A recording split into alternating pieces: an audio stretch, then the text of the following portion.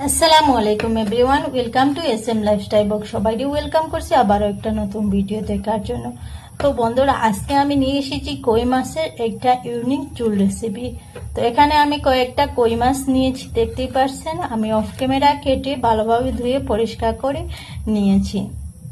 এখন আমি এর মধ্যে দিয়ে দিচ্ছি সামান্য লবণ, সামান্য হলুদের গুঁড়া আর সামান্য লাল মরিচের গুঁড়া। এটাই দিয়ে ভালোভাবে হাত দিয়ে মিশিয়ে নেব, ভালোভাবে যেন মশলাটা মাছের মধ্যে লেগে যায়। আর ভিডিওটা স্কিপ করে করে দেখবেন না, স্কিপ করে দেখলে বুঝতে পারবেন না যে আমি কি কি জিনিস এই রেসিপিটাতে ব্যবহার করেছি। আশা করি তোমাদের খুবই ভালো লাগবে এই মাছের রেসিপিটা। তো দেখো বন্ধুরা, আমি মশলাটাই লাগিয়ে নিয়েছি মাছের মধ্যে।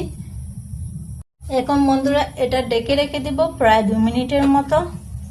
আর এখানে বন্ধুরা আমি কিছু মশলা রেডি করে নিয়েছি। এখানে 2 গোটা পেঁয়াজ আর সামান্য আদা আর 1 গোটা রসুন দিয়ে পেস্ট করে নিয়েছি। তো মশলাটা আমার রেডি হয়ে গিয়েছে। আর এদিকে আলাদাভাবে আমি টমেটো পেস্ট করে নিয়েছি, দেখতে পাচ্ছেন। এখানে 2টা টমেটো আমি পেস্ট করে নিয়েছি। 2 মিনিট পরে ফিরে আসলাম আর আমার মাছটা একদম রেডি। মশলাটা ভালোভাবে লেগে গিয়েছে। এখন চলে আসলাম চুলাতে। এখানে একটা প্যান বসিয়ে দিয়েছি। এখন সামান্য তেল দিয়ে নিয়েছি। তেলটা গরম হয়ে আসার পর আমি মাছটাই দিয়ে দিচ্ছি।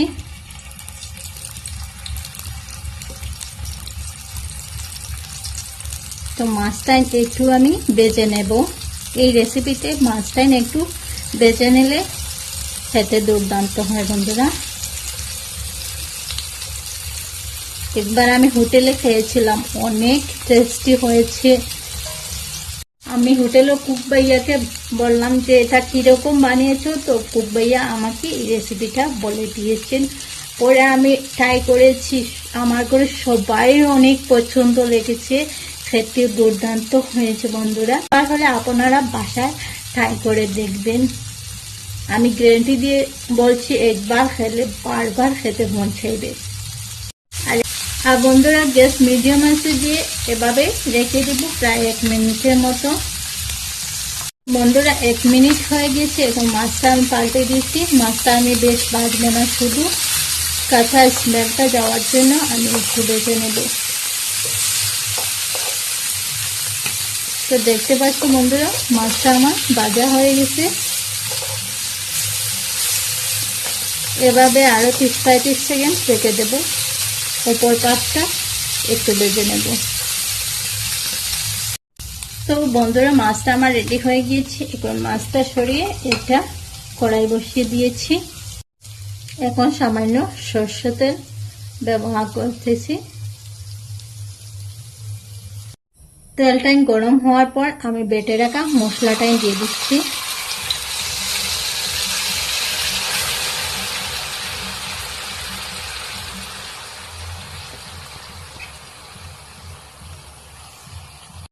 এখন মশলাটা ভালোভাবে আমি বেজে নেব, যত সময় পর্যন্ত মশলাতে একটা সেন্ট না বাইর হয়ে এসেছে তত সময় আমি মশলাটা ভালোভাবে বেজে নেব।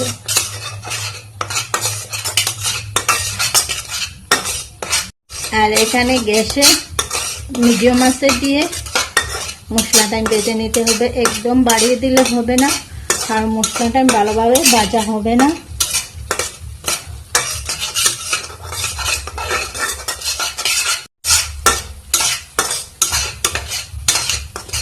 মশলাটা ভালোভাবে ভাজা হলে রেসিপির স্বাদটাও ডাবল হয়ে যাবে।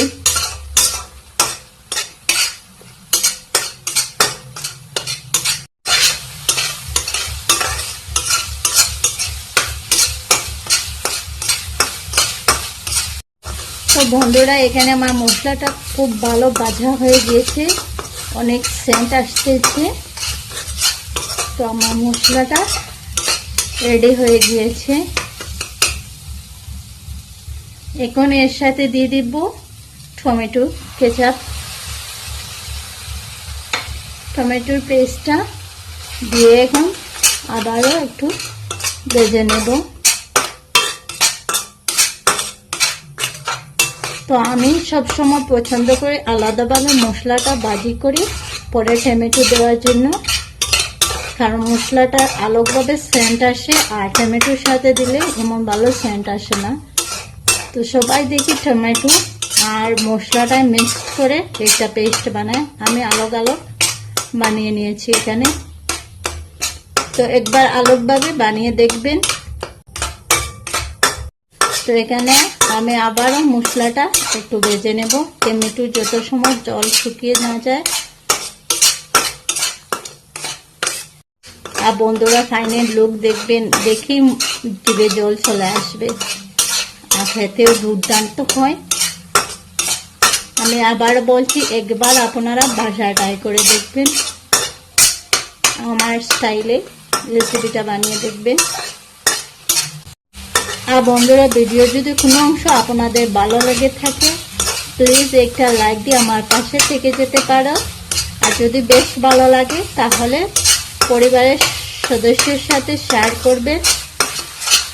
আর নতুন বন্ধু হয়ে থাকে যদি প্লিজ আমার চ্যানেলটা সাবস্ক্রাইব করে নোটিফিকেশন অন করে দিও, যাতে আমার নতুন ভিডিও আসতে সবার প্রথম তোমাদের কাছে পৌঁছে যায়।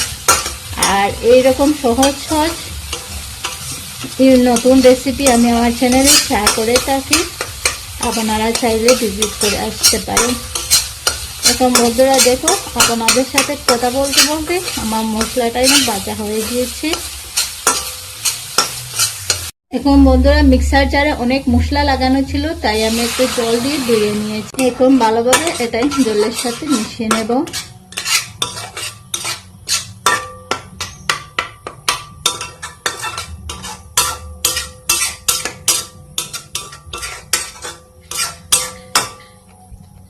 এখন বন্ধুরা স্বাদ অনুযায়ী লবণ দিয়ে দিচ্ছি, তার সাথে দিয়ে দিচ্ছি সামান্য হলুদের গুঁড়া, তার সাথে দিয়ে দিচ্ছি সামান্য মরিচের গুঁড়া, সামান্য জিরার গুঁড়া, সামান্য ধনিয়া গুঁড়া দিয়ে দিচ্ছি। এখন ভালোভাবে এটা নেড়ে ছেড়ে নিয়ে নেব আর জলটা শুকিয়ে নেব। মশলাটা একটু জলটা ভালোভাবে শুকিয়ে নেব।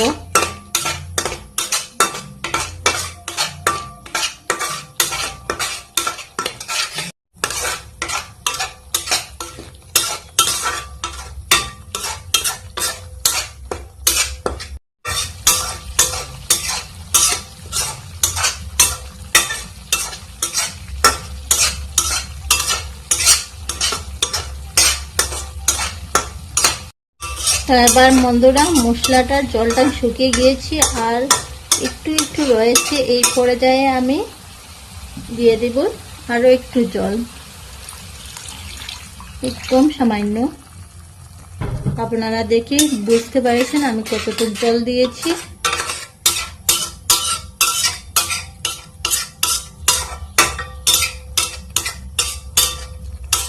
এখন আমি এর মধ্যে দিয়ে দিব ভেজে রাখা মাছটা দিয়ে একটু নেড়ে ছেড়ে নিয়ে নেব।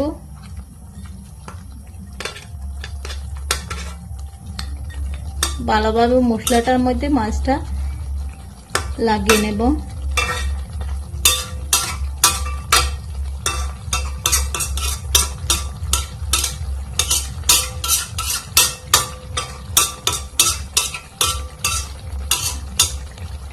এবার বন্ধুরা কিছু সময় ঢেকে রেখে দেব।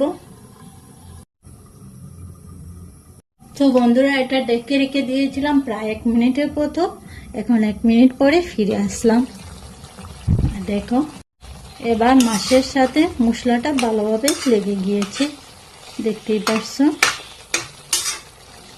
এখন আমি সামান্য জল দিয়ে নিয়ে নেব, যতটুকু আমার জল লাগবে ততটুকু দিয়ে দেব। আর এখানে বেশ জল দেওয়া যাবে না, বেশ জল দিলে ঝোলের মজাটাই চলে যাবে। তো দেখতে পাচ্ছ বন্ধুরা আমি এখানে জল দিয়েছি। এখন আবারও আমি 2 মিনিটের মতো ঢেকে রেখে দেব। তার সাথে দিয়ে দিচ্ছি নাগা পাতা, কেটে রেখেছিলাম সেটাই দিয়ে দিচ্ছি। আর এটা দিলে সেন্ট অনেক ভালো আসে, খেতে দুর্দান্ত হয়।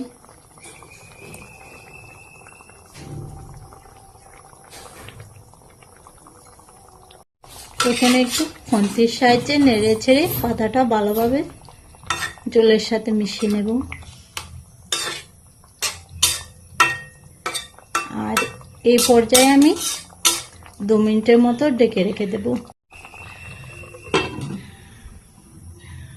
তো বন্ধুরা, এবার 2 মিনিট পরে ফিরে আসলাম। আর ফাইনালি আমার মাছের ঝোলটা বনে রেডি হয়ে গিয়েছে। আর এখন আমি বন্ধুরা গ্যাসটা অফ করে নিয়ে নেব আর তোমাদেরকে সার্ভ করে দেখিয়ে দিচ্ছি। দেখো কিরকম কালার এসেছে, আর খেতেও দুর্দান্ত হয় বন্ধুরা। একবার হলে তোমরা ট্রাই করে দেখবে। তো বন্ধুরা, ফাইনালি মাছের রেসিপিটা বনে রেডি হয়েছে আর খেতেও দুর্দান্ত হয়েছে। আর কিরকম লুক এসেছে দেখেই তোমরা বুঝতে পেরেছ। তো বন্ধুরা, আজকে এই পর্যন্ত। আশা করি তোমাদের ভিডিওটা খুবই ভালো লেগেছে। আবার নতুন কোনো ভিডিওর সাথে দেখা হবে। সবাই ভালো থাকো, সুস্থ থাকো, নিজের খেয়াল রাখো, পরিবারের খেয়াল রাখো। আল্লাহ হাফিজ। আসসালামু আলাইকুম ওয়া রাহমাতুল্লাহি ওয়া বারাকাতুহু।